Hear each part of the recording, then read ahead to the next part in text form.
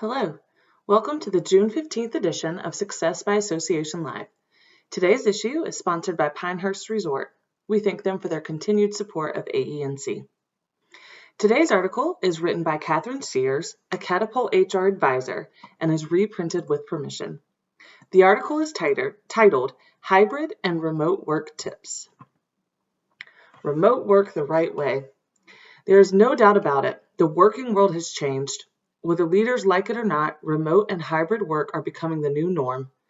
Unfortunately, no matter their stances on remote work, leaders had little time to transition to this new state, and therefore the careful planning that normally would have taken place went by the wayside. As we look forward, it is important to learn from our mistakes and also from our successes to build an ongoing program that serves our employees, leadership, and customers. Why jump on the bandwagon? If you haven't chosen to embrace hybrid work, Career Builder's May 2022 survey found that 67% of employed adults want to work remotely at least 3 days per week. 28% want to be fully remote. More than half of millennials say they would quit if they could not work remote. 77% of employed job seekers place at least some importance on having remote work as an option, and 21% say it is extremely important. Remote work is more important to most employees than job security, company culture, and advancement.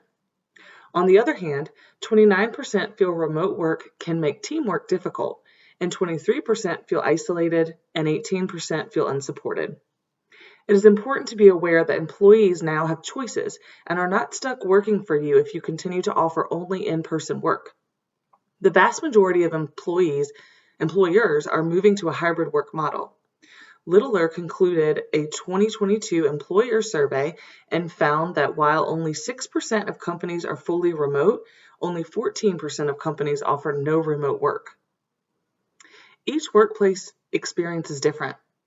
We have all heard horror stories about remote work, yet many companies find it is a benefit to their organization.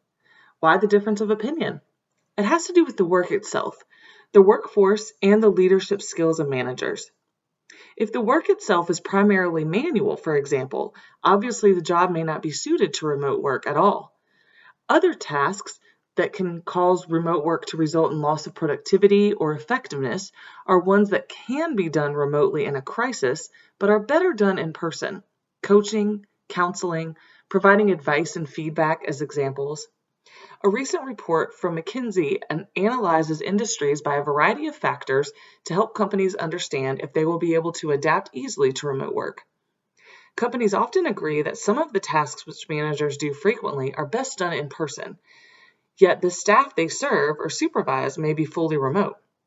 If all of their staff are remote and their need for collaboration otherwise is limited, remote work may be the only and best solution. Otherwise, you may choose to have certain days where all staff get some face time with management. The key is to understand your workplace and be intentional. Learn from others. Other tips from the experts and from employers who have successfully transitioned to hybrid or remote are: set rules up front. Do you really want to have to negotiate California laws if your remote staff decide to move westward? Your executive staff need to demonstrate that they embrace remote work, not just say they do. If your CEO and VPs are still in their offices from 8 to 5, other people will feel they have to be there as well, and the in-office staff will likely find preferential treatment in terms of promotions and projects. Employees should feel that working hybrid is acceptable and welcomed. All levels of managers from the CEO down need to be trained on how to manage hybrid workers and need to have other basic leadership training as well. If your leadership team is unsure what a successful leader in your company looks like, how can they hold managers accountable for poor leadership skills? Make sure each job has measures of success that employees understand. Managers should be checking on employee progress and tracking these measures, while also demonstrating trust and a respect for privacy. Often, managers express concerns that their employees are unproductive at home. Rarely do they have the proof to back this up. You can no longer assume people will pick up the company culture and values from others in the office. It is more important than ever to integrate values into everything you do and to document exactly how those values play out in the workplace. Using internal social media technology to allow for employee appreciation based on the values can be helpful. Plan for connection and plan for disconnect time as well. For pure remote environments, one company that has been successful in the remote world has put out a playbook, which may be helpful for some organizations. And that is at learn.gitlab.com/all-remote/remote-playbook. Rethink every meeting being a Zoom meeting. Zoom fatigue negatively impacts employees who feel they have to be on even more than an in-person meeting because they see their face on the screen throughout the session. Remember phone calls? Use other collaboration tools, but be intentional. Having 20 different tools to connect, means that people will not find one another. Building a culture is also about staff connecting casually. Social media options can help, as can building in a short coffee time at the beginning of group meetings. Build the right plan for you. It is interesting that while remote and hybrid work are a huge concern for many employers, we rarely hear of employers with remote work committees. Remote work committees can help keep you on track, paring away pieces of your plan that don't work and researching and identifying new tools to help smooth the path.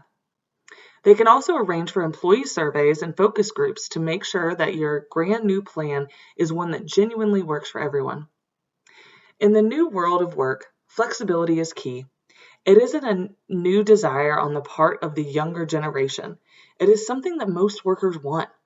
Remember that being flexible may not mean remote work for all. It may mean 4 days a week, shared jobs, or reduced schedules. Keep your mind open.